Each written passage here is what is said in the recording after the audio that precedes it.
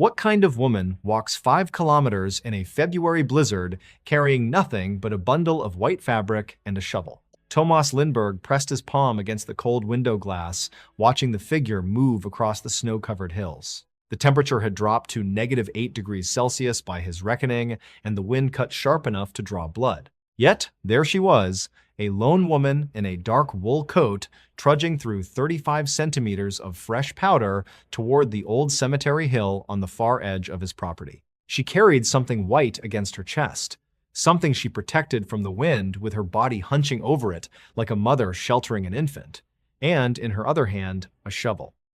"Papa." Maja tugged at his sleeve, her 7-year-old face pressed against the glass beside his hip. "Who is that lady?" Tomas shook his head slowly. He had no answer. In 3 years of working this farm alone, 3 years since Elin passed from the fever, he'd seen plenty of strange things in the wilderness of Norrland. Wolves at the fence line, a traveling preacher who claimed to speak with the dead, a man who walked clear from Stockholm with nothing but a Bible and a busted harmonica. But he'd never seen anything like this. "Stay here with Per," Tomas said, already reaching for his wool greatcoat on the hook by the door. The brass buttons were cold under his fingers as he fastened them. Per Dahlstrom, his farm manager of 8 years, looked up from the account ledger he'd been puzzling over at the kitchen table. The man was 45, practical as a hammer, and suspicious of anything that didn't make immediate sense. "Boss, there's some woman out there digging in the snow," Per said, squinting through the window. "Touched in the head if you ask me. Maybe." Tomas pulled on his gloves. "Maybe not. Either way, she'll freeze before sundown if someone doesn't check on her. Want me to?" "Stay with Maja." Tomas stepped out into the cold. The wind hit him like a fist, stealing his breath for a moment before he tucked his chin against his collar and started walking. The cemetery hill was 800 meters from the main house, over a rise and through a stand of bare birch trees. His boots crunched through the frozen crust of snow with each step, leaving dark holes in the white landscape. He could see her more clearly now. Dark hair escaping from a simple bonnet, shoulders hunched with effort. She was already digging when he crested the rise, driving the shovel blade into the frozen ground with desperate rhythmic strokes. The white bundle lay beside her in the snow. Even from 6 meters away, Tomas could see what it was. A wedding dress. Lace at the collar, pearl buttons catching what little light filtered through the iron-gray clouds. The fabric was pristine, untouched, clearly never worn. "Ma'am?" She didn't look up. Didn't acknowledge him at all. Just kept digging, her breath coming in short, sharp gasps that crystallized in the air. "Ma'am, you'll freeze out here." Nothing. The shovel bit into the earth, frozen solid, stubborn, yielding barely an inch with each stroke. Her hands were bare, Tomas realized. No gloves. The skin across her knuckles had gone white, then red, and he could see the beginnings of frostbite setting in. He stepped closer. "I'm Tomas Lindberg. I own this land. What are you?" "I know whose land it is." Her voice was rough, scraped raw by cold and something deeper. She still didn't look at him. "I paid the 20 krona filing fee at the municipal office. Unconsecrated ground, legal for burial of items." "Items?" For the first time, she paused. Her shoulders rose and fell with a breath that seemed to come from somewhere far below the surface. Slowly, she turned her head. Tomas had seen grief before. He saw it in his own mirror every morning, the hollow look that settled into a man's eyes when he'd lost something essential to his survival. But what he saw in this woman's face wasn't just grief, it was guilt. Guilt so heavy it had driven her 5 kilometers through a blizzard to bury a wedding dress on a frozen hill. "You don't need to be here," she said quietly. "I'll be done by nightfall. I'll be gone by morning. You'll be dead by nightfall if you stay out here without gloves." Tomas pulled off his own, held them toward her. "Put these on." She stared at the gloves for a long moment. Then she turned back to the hole and kept digging. Tomas stood there in the falling snow, watching a stranger bury something that represented a future she would never have, and he understood with the bone-deep certainty that came from his own 3 years of loss that this wasn't madness. This was grief with nowhere else to go. Klara Ostrom had traveled 75 kilometers to reach Snowdalen, Swedish Lapland. 75 kilometers by horse-drawn carriage, with one change of horses and a night spent in a boarding house where the sheets smelled of lye and the walls were thin enough to hear the couple next door arguing about money. 75 kilometers to find a place where no one knew her name. In her hometown of Silverforsen, everyone knew the story. Clara Ostrom, the schoolteacher, engaged for 7 years to Samuel Vikland, the miner with the easy smile and the voice that couldn't carry a tune. They'd saved every penny, waded through illness and drought and a winter that killed half the cattle in the county. Finally, they'd set the date. 3 weeks before the wedding, the Kopparberget mine collapsed. 47 men went into the ground that morning. 47 men never came out. Samuel's body was never recovered. Clara had stood at the edge of that pit for 3 days, waiting, praying, bargaining with a God who didn't answer. When they finally sealed the entrance, when the company foreman told her there was nothing left to recover, she'd walked home in silence, still wearing the dress she put on that morning. The one with the little blue flowers, Samuel said, made her eyes look like the sky. That was 4 months ago. 4 months of lying awake at night, staring at the ceiling, hearing his voice in every creak of the floorboards. 4 months of the townspeople stopping mid-sentence when she walked into a room, their eyes full of pity and something else, expectation. When would she stop wearing black? When would she start attending socials again? When would she move on? Move on, as if grief were a town you could simply leave behind. She couldn't stay in Silverforsen, couldn't keep teaching children to read, while Samuel's ghost sat in the back of her classroom, smiling that crooked smile. Couldn't keep sleeping in the bed they'd meant to share, surrounded by the things they'd bought for a house they would never build. But she couldn't move on either, not while she still carried the guilt. She was the one who told Samuel to take the extra shifts, 30 kroner a day, more on top of his regular wage of 15 kroner. With that money, they could afford the house with the garden, the white picket fence, the roses she'd always wanted. She'd wanted it so badly. And Samuel, who would have done anything to see her smile, had agreed. I killed him, Clara thought as she dug into the frozen Swedish ground. I killed him with my wanting. 3 days before leaving Silverforsen, she'd visited Fru Rut Hansen. Rut was 62, a widow of 20 years, and the only person in town who'd ever spoken to Clara about grief as if it were something real rather than something shameful. They'd sat in Rut's parlor, the old woman's hands wrapped around a cup of tea that had long gone cold, and Rut had said something Clara would carry with her across 75 kilometers of frozen wilderness. Grief don't go away, child. You just learn to carry it different. Some folks need to bury something to understand what's really gone. What do you mean? Clara had asked. Rut's eyes had drifted to the window, to the garden where her husband had once grown tomatoes before the blizzard took him. When Henrik died, I couldn't let go of his pocket watch. Kept it on the nightstand for 5 years, wound it every morning, listened to it tick at night. What happened? One spring, I buried it. Dug a hole under the old oak tree, put the watch in a little box, covered it over with dirt. Rut's voice had softened. I thought I was saying goodbye, but I wasn't. I was giving my grief a place to rest. A home, so I could stop carrying it in my hands and start carrying it in my heart. Clara had understood. She'd packed the wedding dress that night, 24 pearl buttons, hand-sewn lace collar that had cost 75 kroner from a seamstress in Stockholm, and she'd started walking. Now, she was here, on a frozen hill in a stranger's pasture, trying to dig a grave for a future that had died in the dark beneath the earth. And the landowner was still standing there watching her with eyes that saw too much. Tomas brought her inside. Not from pity, though God knew he felt it, watching her shiver by the fire with her raw hands wrapped around a cup of coffee. No, he brought her inside because a woman freezing to death on his property was his problem. And Tomas Lindberg had learned long ago that problems didn't solve themselves. Maja watched the stranger from behind the kitchen doorway, her small face peeking around the frame with open curiosity. The child had her mother's eyes, blue as summer sky. Sharp as new pins, she missed nothing. What's her name? Maja whispered loudly enough for everyone to hear.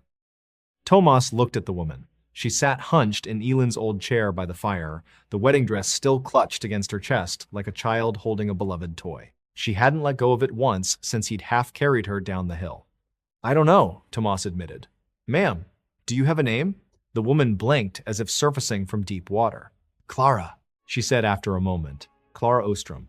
Fröken Ostrom, this is my daughter Maya, that's Per Dahlstrom, my farm manager, and I'm Tomas Lindberg. You said. Clara's voice was flat, exhausted.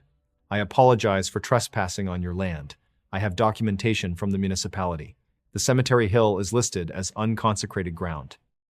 I have legal right to. I'm not worried about trespassing. Tomas lowered himself into the chair across from her, watching her face in the firelight. The flames cast dancing shadows across her features, high cheekbones, wide-set eyes, the color of autumn leaves, a mouth that looked like it had once known how to smile. I'm worried about you freezing to death before you finish whatever it is you came here to do. Clara looked down at the dress in her arms. Her fingers traced the pearl buttons, counting them like rosary beads. His name was Samuel, she said quietly. We were supposed to be married. He died 4 months ago. Tomas felt the familiar weight settle into his chest. The weight that came whenever someone spoke of death as if it were a thing that could be survived. I'm sorry, he said. The words felt inadequate the way they always did. The mind collapsed. Clara's voice didn't waver, but her hands tightened on the fabric. 47 men. They couldn't recover the bodies. His family has a plot 320 kilometers from here.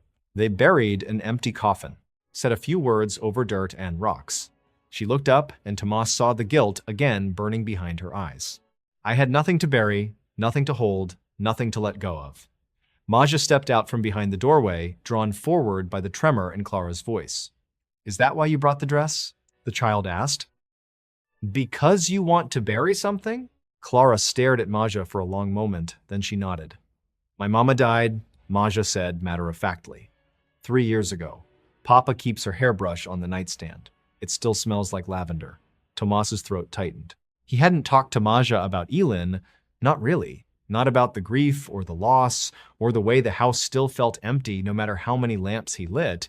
He thought he was protecting her. Now he wondered if he'd only been protecting himself. I'm sorry about your mama, Clara said to Maja. Her voice had softened, losing some of its brittle edge. Maja tilted her head, studying the stranger the way she studied new words in her primer. Are you going to stay? Tomas answered before Clara could. Fröken Ostrom can stay in the weaving cottage. It's empty now. Elin used it for her loom, but no one's been in there for. He stopped, the words catching in his throat, for a while. Clara looked at him. I don't need charity. It's not charity. It's practicality. Tomas stood, moving toward the window to avoid her searching eyes. The ground's frozen solid out there. You'll break 3 shovels before you dig deep enough to bury anything, and you'll lose your fingers to frostbite in the process. He turned back. Stay. Finish what you came here to do. Leave when you're done. Clara considered this for a long moment. Then she nodded just once. 3 days, she said, then I'll be gone. The weaving cottage sat 180 meters from the main house, across a snow-covered yard that had once been Ellen's vegetable garden. Tomas showed Clara the way in silence, carrying a lantern in one hand and a bundle of wool blankets in the other. Inside, the cottage was cold but clean. Dust sheets covered Ellen's loom, and her basket of fabric scraps still sat in the corner where she'd left it 3 years ago. Tomas hadn't been able to bring himself to move it. There's a pump, 12 meters from the door, he said, setting the lantern on the rough wooden table. The stove should still work. I'll have Per bring firewood in the morning. If you need anything else, I won't. Clara stood in the center of the small room, the wedding dress still in her arms. Thank you, Herr Lindberg. Tomas. She almost smiled. Almost. Thank you, Tomas. He nodded and turned to go. At the door, he paused. My wife died from fever, he said without looking back. 3 years ago in the spring. Some mornings I still wake up expecting to hear her humming in the kitchen. He gripped the doorframe. Grief doesn't make you crazy, Fröken Ostrom. It makes you human. Whatever you came here to bury, I hope it helps. He left before she could respond. The first day Clara worked from dawn until her arms shook. The ground was frozen 20 centimeters deep, and her shovel broke against a rock she couldn't see beneath the snow. She walked to the barn, a large structure 25 meters from the main house, and found a pick and spade among the tools hanging on the wall. She didn't ask permission, didn't see the point. Per Dahlstrom watched her from the barn doorway, his weathered face creased with skepticism. She's burying a dress, he muttered to no one in particular. Lord have mercy, waste of good fabric. Clara ignored him. She carried the pick back to the cemetery hill and swung it into the frozen earth, chipping away inch by stubborn inch. By nightfall, she'd carved out a hole barely 30 centimeters deep and 60 centimeters wide. Not deep enough, Not wide enough, not enough. She sat in the snow as the sun set, the wedding dress spread across her lap, and tried to make herself put it in the ground. She couldn't. Every time she started to fold the fabric, she saw Samuel's face. The way he'd looked when she'd shown him the lace collar, so proud that he'd saved enough for something so fine. The way he'd laughed when she worried about the cost. "Nothing's too good for my Clara," he'd said. "When I see you walking toward me in that dress, I'll be the luckiest man in the whole county." The tears came without warning. Hot against her cold cheeks, freezing almost instantly in the bitter wind. She carried the dress back to the weaving cottage, pressed it against her chest, and lay awake until morning. The second day, Maja came to visit. Clara heard her before she saw her, the crunch of small boots in the snow, the soft humming of a tune that had no recognizable melody. She looked up from her work to find the child standing 3 meters away, holding a tin cup that steamed in the cold air. "I brought you hot spice cider," Maja said. "Fru Pedersen at the country store says hot cider cures almost anything, even a broken heart." Clara leaned on her shovel, studying the girl. Maja was small for 7, with brown braids that hung over her shoulders and a determined set to her jaw that reminded Clara painfully of the children she'd taught back in Silverforsen. "Thank you." She accepted the cup, wrapping her numb fingers around its warmth. "Does your father know you're out here?" "Papa's checking the fences. Per's supposed to be watching me, but he fell asleep by the fire." Maja tilted her head. "You don't look crazy. I'm not crazy. Per says you are. He says only a touched person would bury a dress in the middle of winter." Clara took a sip of cider. It was perfect, hot and sweet, with a hint of cinnamon that lingered on her tongue. "Do you think I'm crazy?" Maja considered the question with the gravity of a philosopher. "No," she said finally. "I think you're sad. There's a difference." Clara felt something loosen in her chest. Just a little. Just enough to make room for a breath that didn't hurt.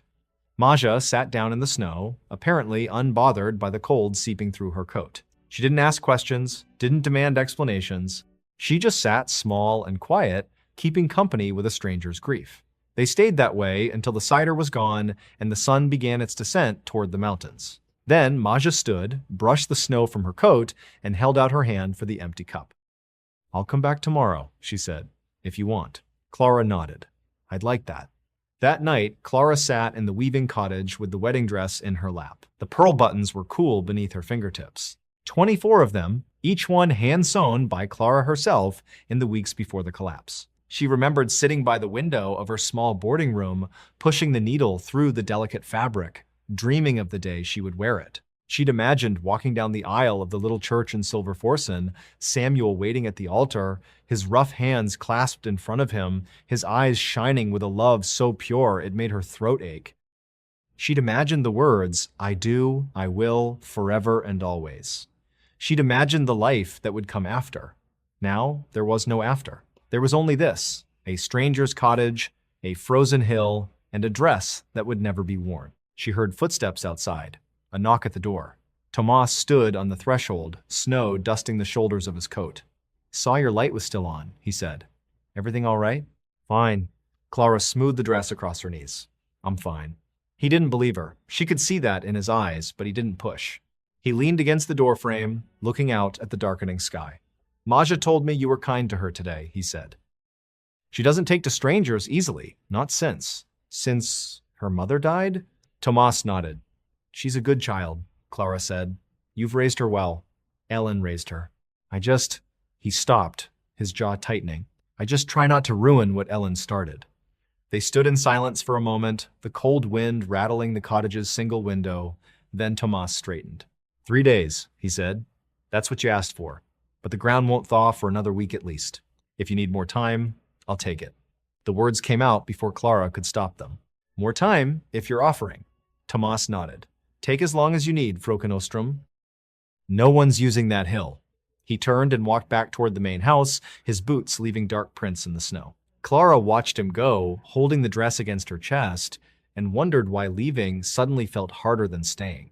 The week extended to 2 weeks. Clara told herself she was waiting for the ground to soften. The early March sun had begun to work on the snow, turning the 3-5 centimeter drifts into wet slush that refroze each night into treacherous ice. The frozen earth on Cemetery Hill was finally beginning to yield, each swing of her pick cutting deeper than the last. But That wasn't the real reason she stayed. The real reason sat across from her at the dinner table each evening, laughing at Maja's stories about the barn cats, or stood beside her at the pump well each morning, offering to carry her water bucket. The real reason had kind eyes and calloused hands, and a grief that mirrored her own so perfectly it took her breath away. Thomas Lindberg didn't ask about Samuel. He didn't offer platitudes or advice or empty promises that the pain would fade with time. He simply understood. When Clara fell silent in the middle of a sentence, lost in memories too heavy to speak aloud, he waited. When she stood at the cemetery hill at dawn, unable to move, he brought her coffee without a word. And slowly, day by day, Clara found herself talking. He couldn't sing, she told Maja one evening, helping the child braid her hair before bed. Samuel, he loved music, would hum constantly, tap his fingers on every surface, whistle while he worked. But when he actually tried to sing, Clara laughed, a real laugh, surprising herself. The man couldn't carry a tune in a bucket with a lid on it. Maja giggled. Papa can't sing either. He tried to sing me a lullaby once, and the barn cats ran away. From the doorway, Tomas made a sound of mock offense. Those cats are sensitive creatures. They have refined musical taste. They have survival instincts, Maja corrected. Fru Pettersson says your singing could curdle milk. Clara laughed again, and this time she didn't feel guilty for it. This time the laughter felt less like betrayal and more like breathing. Later, after Maja had gone to bed, Clara sat with Tomas by the fire in the main house. Per had retired to the farmhand's quarters, and the farm was quiet except for the pop and crackle of burning pine. Elin used to hum, Tomas said quietly, staring into the flames. This melody she learned from her mother, I think. She'd hum it while she cooked, while she sewed, while she put Maja to sleep at night. He paused. I haven't been able to remember the tune in 2 years. And now suddenly I can hear it clear as day. Clara looked at him. The firelight cast deep shadows under his eyes, but there was something else there too. Something that hadn't been there when she'd arrived. Does it hurt? She asked, remembering. Yes. Tomas met her gaze. But it used to hurt more. They sat in silence, watching the fire burn down to embers. When Clara finally rose to return to the weaving cottage, Tomas spoke again. Her things are still in the closet, he said. Elin's. Her dresses, her hairbrush, her wedding ring. I haven't touched any of it, haven't been able to. He turned to look at her, and Clara saw the same guilt she carried reflected in his eyes. Maja asks about her sometimes. Asks why Mama's clothes still smell like lavender, why her hairbrush is still on the nightstand. I never know what to say. What do you want to say? Tomas was quiet for a long moment. That I'm afraid. That if I put those things away, I'll forget her. That she'll be really, truly gone. And I won't be able to bring her back. Clara nodded slowly. She understood that fear. She'd been carrying it for 4 months. The terror that letting go meant losing him forever. Maybe that's why we hold on, she said softly. Because grief is heavy, but it's also proof. Proof that they mattered, that they were real, that we loved them. Tomas's eyes glistened in the firelight. And what do we do when the weight gets too heavy to carry? Clara thought of Rut Hansen sitting in her parlor with a cold cup of tea. Thought of a pocket watch buried beneath an oak tree. We find a place to put it down, she said. A place where it can rest, so we can stop carrying it in our hands and start carrying it in our hearts. The confession came on the 18th night. Clara couldn't sleep. The full moon cast silver light through the weaving cottage's single window, painting shadows across the walls, and every time she closed her eyes, she saw Samuel's face. She dressed in the dark, pulling her coat over her nightgown, and walked to the cemetery hill. The hole was deep enough now, 45 centimeters into the still cold earth. She'd lined it with 37 flat stones gathered from the creek bed, built a small wooden marker from scrap pine she'd found in the barn. Everything was ready, everything except her. She sat beside the open grave, the wedding dress spread across her lap, and tried once more to put it in the ground. And once more she couldn't. The tears came then, not the quiet kind she'd learned to shed in silence, but the deep, racking sobs that tore through her chest like a physical blow. She doubled over, pressing her face against the cold fabric, and cried until her throat was raw. She didn't hear Tomas approach. She didn't know he was there until she felt him settle into the snow beside her, his shoulder brushing hers, his warmth solid and real against the cold. He didn't speak, didn't ask questions, didn't try to fix anything. He just sat with her in the moonlight, watching the stars wheel overhead, waiting for her to find her words. 7 minutes passed before she could speak. I killed him. The words came out broken, barely audible. Clara felt Tomas's shoulder tense against hers, but he didn't pull away. I told him to take those extra shifts, she continued, her voice cracking. 30 kroner a day, more on top of his regular wage. I wanted the house with the garden, Tomas. The white picket fence. The roses. She pressed her hands against her face. I wanted it so badly, and Samuel, he would have done anything to make me happy. So, he agreed. He took the extra shifts. The silence stretched between them, heavy with everything she couldn't say. He was underground when the tunnel collapsed, she whispered. He was underground because of me. Because I was greedy. Because I wanted more than what we had. She expected condemnation, expected Tomas to pull away, to see her for what she really was, a woman who had killed the man she loved with her own selfish wanting. Instead, she felt his hand close over hers. Clara. His voice was gentle, steady. You didn't kill him. You don't understand. I do understand. He turned to face her, and in the moonlight, she could see the tears tracking down his weathered cheeks. Elin wanted to visit her sister in Luleå. She'd been planning the trip for months, saved every penny, packed her bags, counted the days. I told her to wait, told her to stay home. The roads were bad, the weather was turning, and I had work to do on the farm. Clara watched his face as the words came, slow and painful. She stayed, Tomas said. She unpacked her bags, put away her savings, and stayed. 3 weeks later, the fever came through. Hit her harder than anyone else in the county. His voice broke. I think about it every day. If I'd let her go to Luleå, she would have missed the outbreak. She'd still be here. Maja would still have a mother. Tomas. I blamed myself for 3 years, he continued. Told myself I was the reason she died. That if I'd been less selfish, less focused on the farm, less certain that I knew best. He shook his head. But here's what I've learned, Clara. Loving someone doesn't give us the power to save them. It just gives us the privilege of losing them. Clara stared at him, her tears still falling, but her sobs quieting. Samuel chose to go into that mine, Tomas said quietly.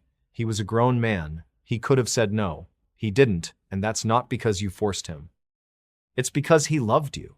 It's because making you happy was worth any risk. He squeezed her hand. You didn't kill him. You loved him. There's a difference. Then why does it hurt so much?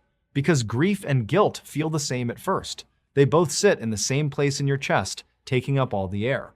Tomas looked up at the moon, his face wet with tears. The guilt fades, Clara, eventually.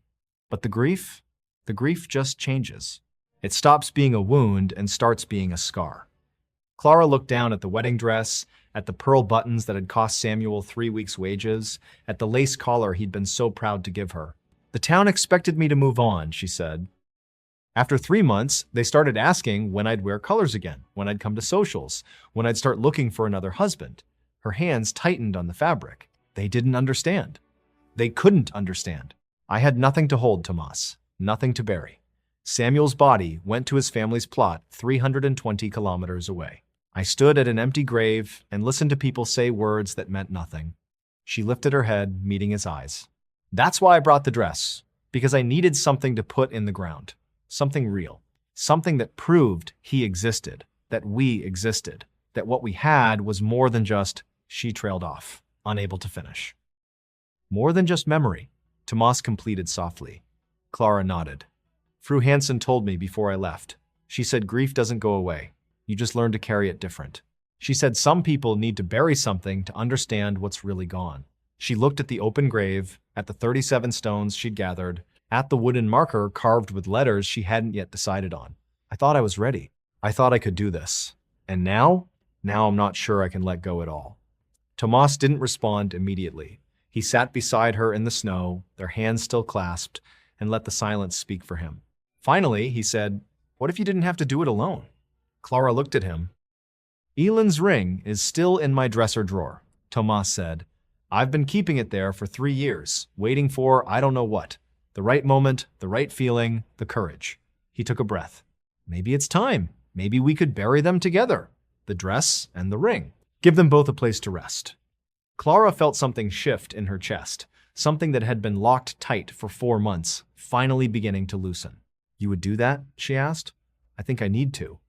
Tomas looked at her, and in his eyes, she saw the same exhausted hope she felt stirring in her own heart. I think I've been carrying this weight long enough.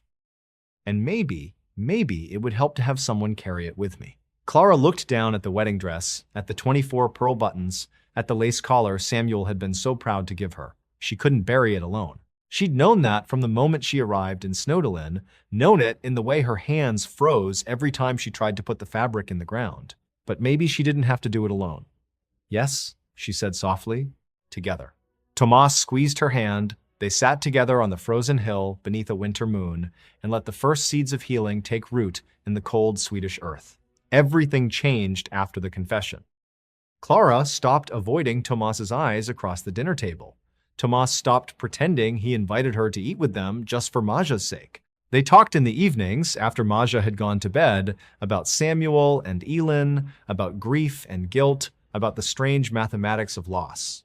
Clara learned that Tomas had been married for 8 years, that Ellen had taught school before Maja was born, that she'd made the worst pies in the county, burned every single one no matter how carefully she watched the oven, but Tomas had eaten every bite without complaint. Tomas learned that Clara had been teaching in Silverforsen for 6 years, that Samuel had proposed 3 times before she said yes, that he'd carved their initials into a tree by the river where they'd had their first kiss, and Clara had visited that tree every Sunday until the day she left. They talked about the small things, favorite foods, childhood memories, dreams that had died with the people they loved, and in the talking, something grew between them. Not romance, exactly, not yet, but a connection deeper than Clara had expected, a mutual recognition of wounds that mirrored each other. One evening, Clara helped Maja with her nightmares. The child had them every full moon, dreams of Elin leaving and not coming back, of calling for Mama and hearing only silence. Tomas had tried everything: warm milk, bedtime stories, leaving a lamp burning through the night. Nothing worked. Clara sat on the edge of Maja's bed, holding the child's small hand. "When you wake up scared," Clara said, "I want you to do something for me. Can you do that?" Maja nodded, her eyes still wide with fear. "Touch the bed," Clara said. "Feel how solid it is, how real. Then touch the pillow. Feel the softness. Then put your hand on your chest and feel your heartbeat thump, thump, thump." She pressed Maja's palm against her own heart. "This is what's here. This is what's real. The dream was then, but you're here now. What if I forget?" "You won't forget, because every time you wake up scared, I want you to say these words. This is here. I am now. Can you do that?" Maja repeated the words slowly, tasting them. "This is here. I am now. Good girl." That night, for the first time in a year, Maja slept through until morning. Tomas stood in the hallway outside his daughter's room, having heard the whole exchange. When Clara emerged, she found him leaning against the wall, tears running silently down his face. "Thank you," he said, his voice rough. Clara nodded. She didn't have words for what she was feeling. The strange warmth that spread through her chest, the unexpected joy of helping someone else's pain. She was halfway back to the weaving cottage when she heard Tomas's footsteps behind her. "Clara, wait." She turned.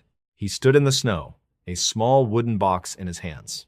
The same box she'd seen on his dresser, the one he'd told her held Elin's wedding ring. "I want you to help me bury it," he said. "When you bury the dress, I want to do it together, like we talked about." Clara looked at the box, then at Tomas. His eyes were bright with something she hadn't seen before. Not fear, not grief, but a fragile, tentative hope.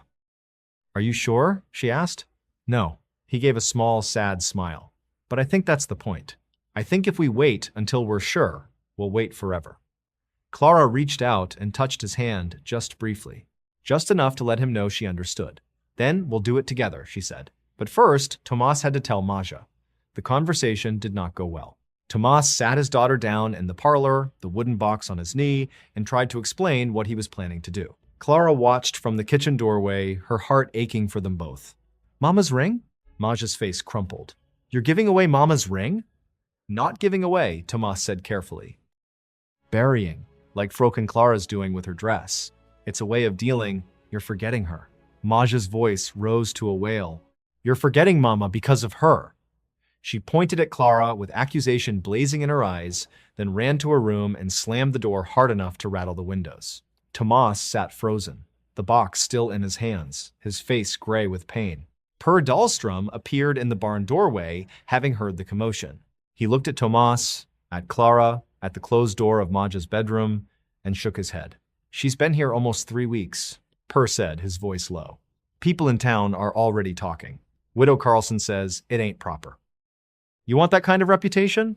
Tomas didn't answer. He just sat there, staring at the box that held his wife's ring, and Clara wondered if she'd made everything worse by staying. The next day, Tomas rode to town for supplies. When he returned, his face was carved from stone.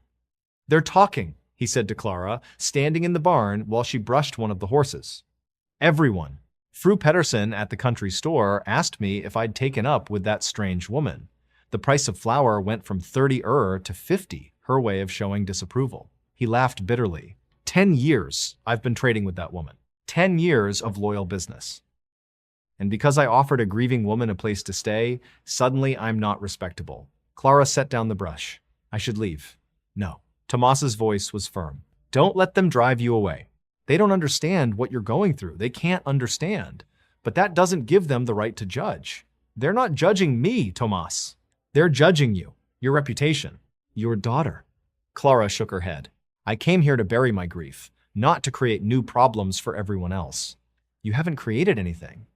Tomas stepped closer, close enough that Clara could see the lines of exhaustion around his eyes.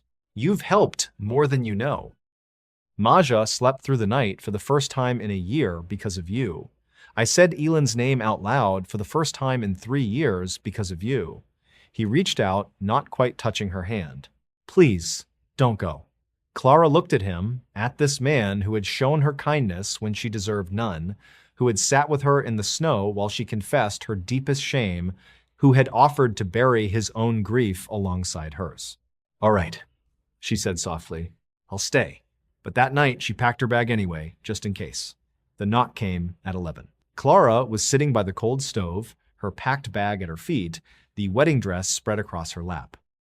She had been staring at it for hours, trying to find the courage to leave, trying to find the courage to stay. The knock was too quiet to be Tomas, too hesitant. Clara opened the door. Maja stood in the snow, barefoot and shivering, wearing only her cotton nightgown. The cold had already turned her lips blue. In her hands, clutched against her chest, was Elon's silver hairbrush. "Maja." Clara pulled the child inside, wrapping her in a blanket, chafing her frozen feet. "What are you doing out here? Where are your shoes?" Maja's teeth were chattering too hard to speak. Clara lifted her into her arms. The child weighed almost nothing, light as a bundle of bird bones, and carried her to the stove, where the embers from the afternoon still gave off a faint warmth. "I'm sorry," Maja stuttered. "I'm sorry I said those things, about forgetting, about why you." "Shh." Clara pulled the blanket tighter. "It's all right. We'll talk about it later. Right now we need to get you warm." "No." Maja's small hand gripped Clara's sleeve. "I need to tell you now before I change my mind." Clara looked at the child, at her red-rimmed eyes, at the desperate clutch of her fingers on the hairbrush, at the fear that had driven her out into a winter night without shoes. "I don't want Papa to forget Mama," Maja whispered. "That's why I got angry.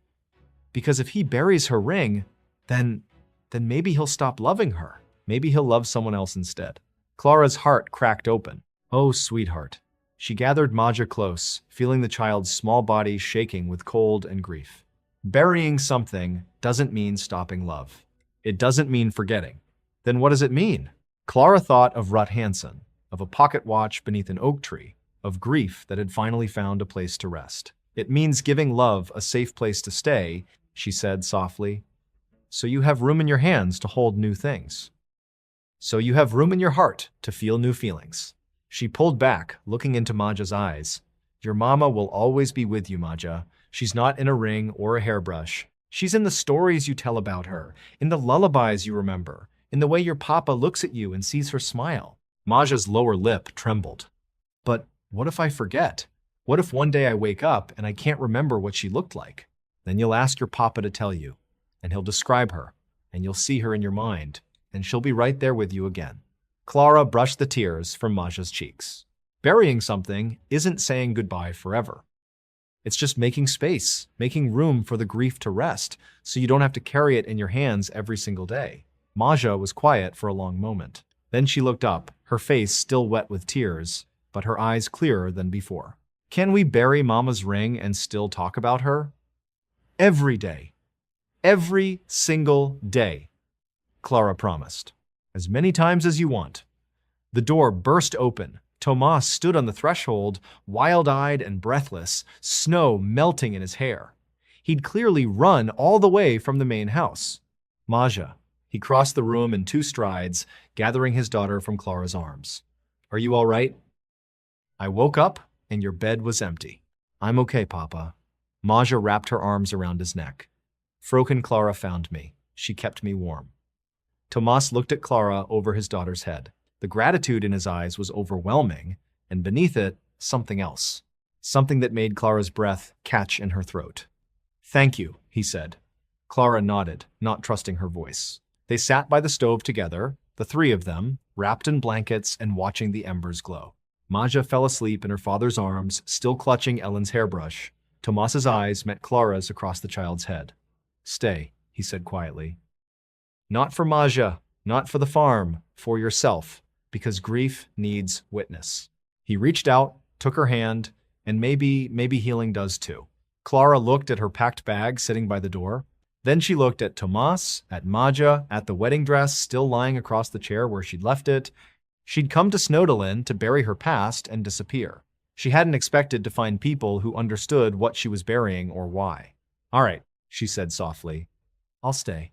Later, after Tomas had carried Maja back to the main house, Clara unpacked her bag and tore up the goodbye note she'd written. She wasn't ready to leave. Not yet. Maybe not for a long time. The burial day arrived on the 15th of March, a clear morning with the first real warmth of spring in the air. The temperature had climbed to 5 degrees Celsius, warm enough that the snow was melting at the edges of the cemetery hill, revealing the brown grass beneath. Water dripped from the bare branches of the birch trees, catching the sunlight like strings of diamonds. Clara, Tomas, and Maja walked to the cemetery hill together. Clara carried the wedding dress, carefully folded, the pearl buttons catching the morning light. Tomas carried the small wooden box that held Ellen's ring. Maja carried a handful of dried lavender petals saved from Ellen's garden the summer before she died. They stood at the edge of the grave Clara had dug over the past month. 45 centimeters deep now, lined with 37 flat stones, ready to receive whatever needed to be laid to rest. Clara went first. She knelt in the soft earth, the wedding dress in her hands. For a moment, she simply held it, feeling the weight of the fabric, the smoothness of the pearl buttons, the delicate lacework of the collar Samuel had been so proud to give her. His name was Samuel Vickland, she said softly. He was 28 years old. He loved fishing and terrible puns and dancing in the kitchen when he thought no one was watching. Her voice trembled, but she didn't stop. He was supposed to marry me in 3 weeks. He was supposed to be my husband. Instead, he became my memory. She told Maja stories as she placed the dress in the ground. Samuel's laugh, loud and unexpected, always catching her off guard. His fear of chickens, a story that made Maja giggle despite the solemnity of the moment. The time he tried to catch a fish with his bare hands and ended up falling into the river while Clara laughed from the bank. He was a good man, Clara finished, smoothing the fabric one last time. And I loved him. And now I'm giving that love a place to rest. Tomas went next. He opened the wooden box, revealing the simple gold band inside. 14 carats, worn smooth from 8 years on Ellen's finger. He bought it with 3 months' wages, terrified she'd say no, overwhelmed with joy when she said yes. Her name was Elin Lindberg, he said, his voice rough. She burned every pie she ever made. She hummed the same melody 1,000 times, and I never got tired of hearing it. She told me I was the worst singer she'd ever met, and she loved me anyway. Maja stepped forward, her eyes bright with tears. Mama liked to pick wildflowers, she said. She'd put them in a jar on the windowsill and name them, every single one, like they were her friends. Tomas smiled, brushing the tears from his daughter's cheek. She did. She named them after people in town. The tall ones were always Mayor Henriksen. The stubborn ones were Fru Carlson. Maja laughed through her tears. She called the pretty ones Maja. Tomas placed Ellen's ring beside Samuel's dress in the grave. The gold glinted against the white fabric, two symbols of futures that had ended too soon. Clara helped Maja sprinkle the lavender petals over both items, covering them in a fragrant blanket of memory. Then, together, they began to fill the grave, handful by handful, covering the dress and the ring with earth. When it was done, Tomas stood back and surveyed the wooden marker Clara had carved. "For those who wait," he read aloud, "and those who learn to let go." Clara nodded. "Fru Hansen told me something before I left Silverforsen. She said, grief isn't weakness, it's love with nowhere to go. I didn't understand what she meant until now." "What do you understand now?" Clara looked at the mound of fresh earth, at the marker standing sentinel over two loves laid to rest. "That burying something isn't the same as forgetting it," she said. "It's just finding a home for it, a place where it can be safe while you figure out how to carry on." From the edge of the cemetery, Per Dahlstrom watched in silence. Clara saw him remove his hat and hold it against his chest, his weathered face unreadable. He stood there for a long moment, watching the three of them by the grave. Then he nodded once, a small gesture of respect, and turned back toward the barn. The church ladies arrived at 10. Clara saw them coming up the hill, 5 women in black dresses and Sunday bonnets, led by Widow Carlson with a look of righteous fury on her face. They climbed through the melting snow with the determination of generals going to war. Tomas moved to stand beside Clara, his hand brushing hers in quiet solidarity. "Herr Lindberg," Widow Carlson's voice cut across the morning air. "What is the meaning of this sacrilege?" "Good morning, Fru Carlson." Tomas's voice was calm, steady. "We're conducting a burial on unconsecrated ground." One of the other women, Fru Person, Clara thought, clutched her reticule as if it contained holy water. "Burying what exactly? What godless thing are you putting in that ground?" "Grief," Tomas said simply. "We're burying grief, same as anyone does when they put in the ground. These are things we couldn't let go. Now we can." Widow Carlson's eyes narrowed. "I've heard about this situation." She gestured at Clara with barely concealed disgust. "A strange woman living on your property, corrupting your daughter with her sinful stop." Maja's voice rang out, high and clear. She stepped forward, placing herself between the church ladies and the grave. "Maja, come away from there," Tomas said quickly. "This isn't your concern." "Yes, it is." Maja's chin lifted, her mother's stubbornness blazing in her eyes. "Fröken Clara didn't corrupt me. She helped me. She taught me how to sleep without nightmares. She taught me that Mama isn't in a ring or a hairbrush. Mama is in the stories, in the remembering. The ring was just taking up space where the love is supposed to go." The church ladies stared at the child, momentarily silenced by her fierceness. "This woman," Widow Carlson began. "This woman lost someone she loved," Maja interrupted. "Just like my papa lost my mama, just like Fru Person lost her husband to the influenza, just like you lost her Carlson to the heart attack." She looked at each of them in turn. "We all have grief. Fröken Clara just figured out how to give hers a home." Clara felt tears prick her eyes. She hadn't taught Maja those words. The child had found them herself, somewhere in the place where grief and understanding meet. Widow Carlson's face worked through several emotions: anger, embarrassment, and finally, something that might have been shame. She looked at the grave, at the wooden marker, at the fresh earth covering what Clara and Tomas had laid to rest. "Well," she said stiffly, "this is highly irregular." "Yes," Tomas agreed. "It is. But then again, so is grief." One by one, the church ladies turned and walked back down the hill. Widow Carlson went last, pausing at the edge of the cemetery to look back at Clara. Their eyes met for a long moment. Then the widow nodded almost imperceptibly and continued on her way. When they were gone, Tomas turned to Clara. "Stay," he said. The word was simple, but his eyes held a question she hadn't expected. "I thought I was staying. Not for the burial, not for Maja." He reached out, took her hands in his. "Stay, because this is where you belong now. Stay because grief needs witness, and so does healing. Stay because he stopped, struggling for words. Because I'd like you to. Because Maja would like you to. Because this place feels more like home with you in it." Clara looked at the grave, at the marker, at the man standing before her with hope written across his weathered face. She thought of Samuel, of the future they dreamed of, the life they'd planned. She thought of the guilt she'd carried for 4 months, the belief that her wanting had killed him. She thought of Rut Hansen burying a pocket watch beneath an oak tree, learning to carry grief differently. "Yes," Clara said softly. "I'll stay." Tomas's face broke into a smile, the first real smile she'd seen from him since she arrived. He squeezed her hands, then released them. And the three of them stood together by the grave as the spring sun rose higher over the Swedish hills. That evening, Clara sat with Maja by the fire, teaching the child the words Fru Hansen had given her all those weeks ago in Silverforsen. "Repeat after me," Clara said. "You don't bury love. You don't bury love," Maja repeated carefully. "You plant it. You plant it.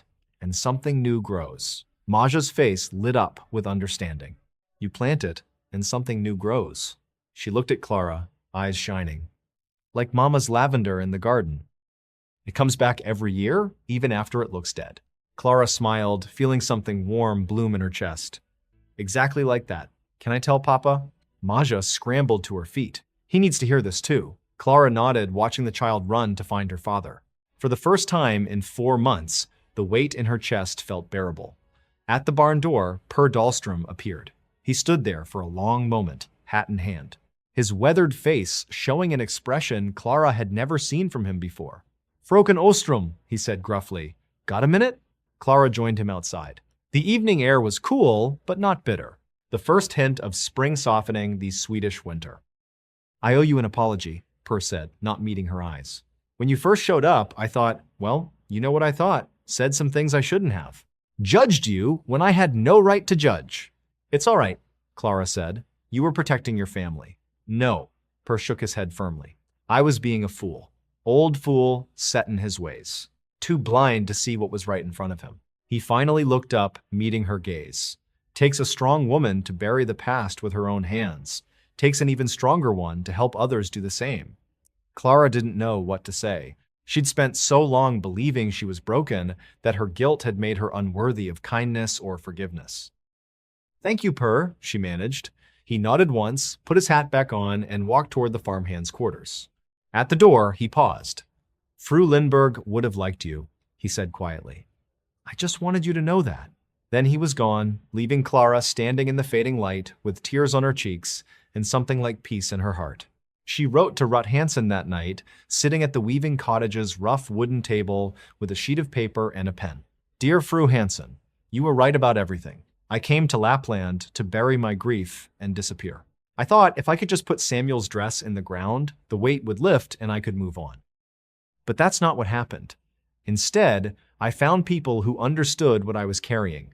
A man who had lost his wife, a child who had lost her mother, a farm manager who had lost his patience with strangers. We buried our grief together, the dress and a ring, side by side in the frozen ground. And you know what? It helped. Not because the pain went away, but because I finally had a place to put it down. You said grief doesn't disappear, you just learn to carry it different. I think I understand now. Samuel will always be with me. His laugh, his terrible singing, the way he looked at me like I was the only person in the world, but he's not in my hands anymore. He's in my heart. And that makes room for other things. Things like friendship, like purpose, like the possibility of a future I never expected. I'm staying here in Snowdalen. There's a school that needs a teacher, and a family that needs another pair of hands, and a grave on a hill that needs tending when the wildflowers bloom.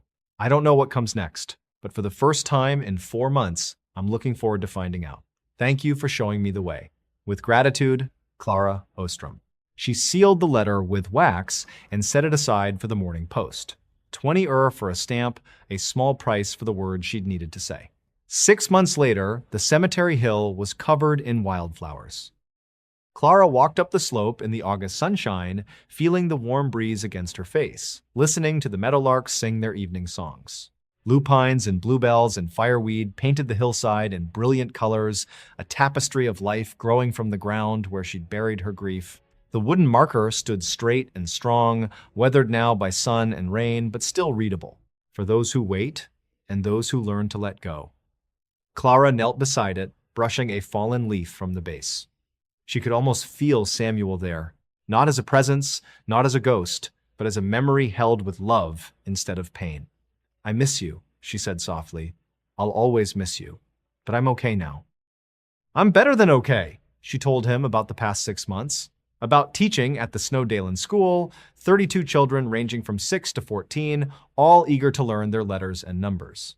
About Maja's nightmares, which had finally stopped coming. About Tomas, who had asked her to stay for the summer and then asked her to stay for the autumn, and who now seemed unable to imagine the farm without her. I think he might ask me to marry him, she admitted. Someday. Not yet, it's too soon and we both know it. But someday. She smiled, feeling the strange rightness of the words. You like him, Samuel. He's kind and stubborn, and he can't sing any better than you could. And he understands about grief, about letting go, about making room for new things without forgetting the old ones. The wind rustled through the wildflowers, bending the stalks in a wave that seemed almost like acknowledgement. Clara stood, brushing the dirt from her skirt. Behind her, she heard footsteps, 2 sets, one heavy and one light. Tomas and Maja came up the hill together, Maja running ahead with a letter clutched in her hand. Fröken Clara. Fröken Clara! The child's face was radiant with excitement. The school board wrote back, they want you to stay. They want you to be the permanent teacher. Clara took the letter, her heart pounding. She'd applied for the position 3 months ago, never expecting. 280 kroner a month? The letter read, and our sincere gratitude for the work you've already done with our children. Tomas reached her side, slightly breathless from the climb. His eyes crinkled at the corners when he smiled. A new habit, one he developed over the past 6 months. Told you, he said. This town grows on you, like love with nowhere to go. Clara replied, feeling the words settle into her bones like truth, finally finding somewhere. Maja took Clara's hand in her left and Tomas's hand in her right. The 3 of them stood together on the hilltop, looking out over the valley where the farm sat nestled among the hills, smoke curling from the chimney, the barn cats lounging in the last warm rays of sunlight. Can we visit the grave every Sunday? Maja asked. You said we could talk about Mama every day. Can we talk about her here too, and Herr Samuel? Every Sunday, Tomas agreed, and any other day you want. They walked down the hill together, past the wildflowers, past the marker, past the place where a wedding dress and a wedding ring lay buried beneath 6 months of growth. The farmhouse waited for them at the bottom, warm and welcoming. Dinner was already started. Clara had put a roast in the oven before their walk, and the smell of cooking food drifted up to meet them. Inside, the weaving cottage had been transformed.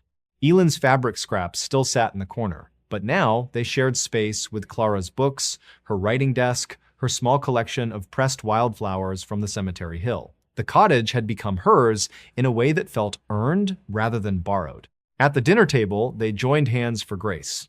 Tomas's palm was warm against Clara's, rough with calluses, steady as the man himself. Thank you, he said simply, for this food, for this family, for the grace to keep moving forward, and the wisdom to carry what we've lost without being crushed by it. Amen, Maja said. Amen, Clara echoed. They ate together in the golden light of the oil lamps, trading stories and laughter in the easy silences of people who understood each other without words. Per joined them for dessert, apple pie that Clara had managed not to burn, and even he seemed softer now, more willing to smile. Later, after Maja had gone to bed and Per had returned to the farmhand's quarters, Tomas walked Clara to the weaving cottage door. Thank you, he said quietly, for staying, for helping us heal, for being here when we needed you. Thank you for letting me stay, Clara replied, for giving me a place to put my grief down, for showing me that healing doesn't mean forgetting. They stood in the doorway, the summer stars wheeling overhead, the sound of crickets filling the warm night air. Tomas reached out and took her hand, gently, carefully, as if she were something precious. I know it's too soon, he said, but someday, when we're ready, I'd like to ask you something important. Clara's heart swelled with an emotion she thought she'd never feel again. When we're ready, she agreed. Someday. Tomas nodded. He raised her hand to his lips, pressed a gentle kiss to her knuckles, and stepped back into the night. Clara watched him walk toward the main house, then turned to look at the weaving cottage, at the life she'd built here, in this place she'd never expected to find. She thought of Samuel, buried beneath the wildflowers. She thought of Rut Hansen, wise enough to know that grief needs a home. She thought of the wedding dress with its 24 pearl buttons resting now in Swedish earth, giving way to lupines and bluebells and fireweed. You don't bury love, she thought. You plant it, and something new grows. She stepped inside the cottage, closed the door against the summer night, and began to dream of things she thought she'd lost forever. Tomorrow, she would teach 32 children to read. Tomorrow, she would eat breakfast with a family that had become her own. Tomorrow, she would visit the grave on the hill and tell Samuel about her new life, not with grief, but with gratitude. But tonight, she simply stood in the quiet room, letting the peace settle into her bones, and marveled at the strange grace of finding home in the very last place she'd expected to look. The wedding dress was buried. The grief had found its rest. And Clara Ostrom, schoolteacher, survivor, woman who had learned to carry her sorrow differently, was finally ready to live again.